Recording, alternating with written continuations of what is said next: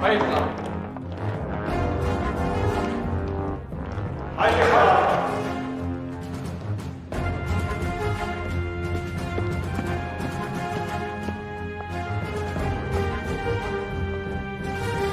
Bosse, the Führer would to see you now.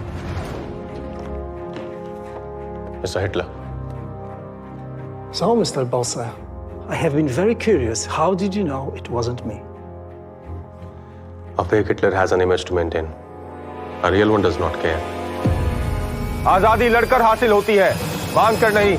तुम मुझे खून दो, मैं तुम्हें आजादी दूंगा। Today, I will tell you about some of the greatest and important personalities of intermedieval and modern history of India. Netaji Subhash Chandra Bose. He was one of the most prominent leaders of the Indian independence movement against the British Raj.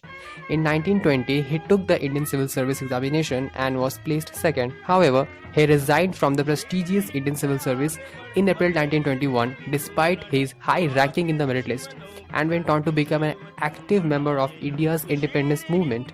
His rejection of civil service shows that how dedicated he was to the nation. Congress को सिर्फ सरकार बनाने में interest है, आजादी में कोई interest नहीं है। Subhash Chandra Bose joined the Indian National Congress and was particularly active in its young wing. He felt that young militant groups can be molded into a military army of the freedom movement. That is why he was the leader of youth. British government ने नेताजी को उनके खिलाफ एक खतरा समझकर उन्हें 25 अक्टूबर 1924 को arrest करके कोलकाता के अलीपुर जेल में डाल दिया। फिर उसके बाद उन्हें मंडालय म्यांमार में भेज दिया। नेताजी पूरे नेशन के लिए पूरी तरह से डेडिकेटेड थे। उन्होंने अपनी पूरी जिंदगी बस ब्रिटिशों से लड़ने में बिता दी। नेताजी ने इटाली, जर्मनी और जापान से हेल्प मांगी क्योंकि वो ब्रिटेन के दुश्मन थे और नेचुरली इंडिया के फ्रेंड बन सकते थे। 1941 में नेताजी कलकत्ता में एक मौलवी के भेष में रह रहे थे, जिसके लिए उन्हें बाद में अफगानिस्तान में अरेस्ट किया गया। फिर वहां उन्होंने इटाली का पासपोर्ट खरीदा और बर्लिन, जर्मनी चले गए। वहां उन्होंने हिटलर और मुसोलिनी से इंडिया को रिलीज करने के लिए हेल्प मांगी। बर्लिन से नेताजी आज़ाद हिंद रेडियो के थ्रू इंडिया में कम्युनिकेट करते थे ताकि वो सभी को अपने इंटेंशंस बता सके और सबको भरोसा दिला सके कि वो अभी भी जिंदा है। जून 1943 में वो जापान चले गए और 3000 इंडियंस को लेकर इंडियन नेशनल आर्मी INA की स्टैब्लिशमेंट की। इंडिया और साउथ ईस्ट के कंट्रीज के सपोर्ट के लिए उन्होंने रेडियो नेटवर्क सिस्टम्स भी लगवाए। ब्रिटिश डिफेंस वॉज इम्पेनिट्रेबल दो दिल्ली चलो mission had failed, but Netaji proved the world that his determination was strong and his attitude was positive towards the dream to free India from the clutches of the British.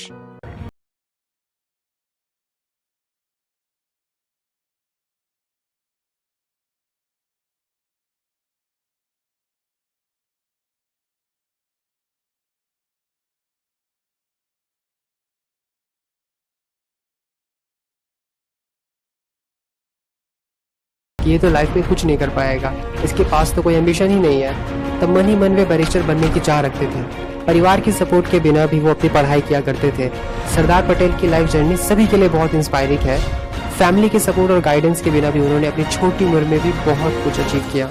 Most noteworthy, he played a crucial role in bringing the people of the country together to fight for the independence of the nation.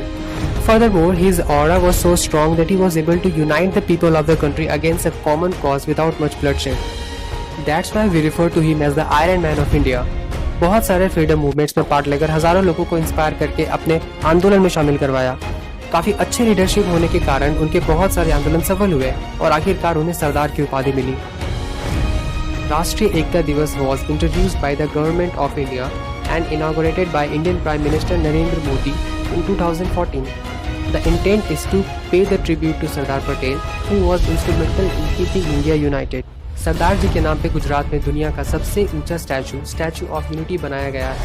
ये statue बस उनकी महानता ही नहीं, India को एक धागे में बंधे रहने की प्रेरणा भी देती है। But the time has changed now. Today we are faced with our own problems. The enemy is inside us. We need them again to enlighten us with their pure intention to make a better India. Though the great leaders are not with us anymore, but their ideas are still with us. We just have to remember the motto that they had to make India a better India. And it still can be done because human dies, but ideas don't.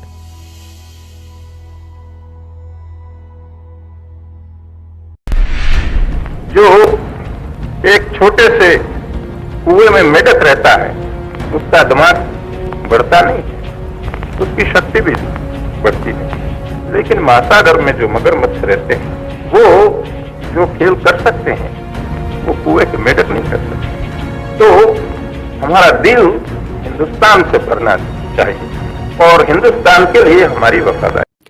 Dr. Bhim Rao Ambedkar. Though he is not with us, but his values and work has still with us. We should thank him for focusing on education. वो India के पहले ऐसे व्यक्ति थे जिन्होंने विदेश से economics में डॉक्टरेट की डिग्री ली थी। बस इंडिया में ही नहीं, वो एशिया के पहले ऐसे व्यक्ति थे जिनके पास इकोनॉमिक्स की दो डिग्रियां थी। He saw something in India, all the problems, poverty, inequality, slavery, all linked to one core problem, which is for the lack of education. And he realized that only good education can change our obsolete mindset. Who would call him backward class? He was forward class. बस economics ही नहीं, वो 64 subjects, 9 languages और दुनिया के सभी बड़े religions के master भी थे। He fought for the freedom of backward and untouchable people. He had received world-class education from abroad after having struggled for his entire life. And yes, he came back to make sure that his fellow Indian don't have to fight again. एक छोटी सी story आपको सुनाता हूँ। A village in Maharashtra where the untouchables had not access to clean drinking water, he performed a peaceful satyagraha and gave the right to clean water to the people in his community. This was 2 years before Gandhiji's Salt March. He said, "We are not going to Chawada tank to merely drink its water. We are going to assert that we too are human being." Dear Dr. Ambedkar, thank you considering knowledge as your true legacy. हम Indians बहुत lucky हैं कि हमने doctor Ambedkar जैसे एक great scholar को पाया, जिसके नक्शे कदम पर हम आज चलते हैं और जिन्होंने कॉन्स्टिट्यूशन को भी लिखा।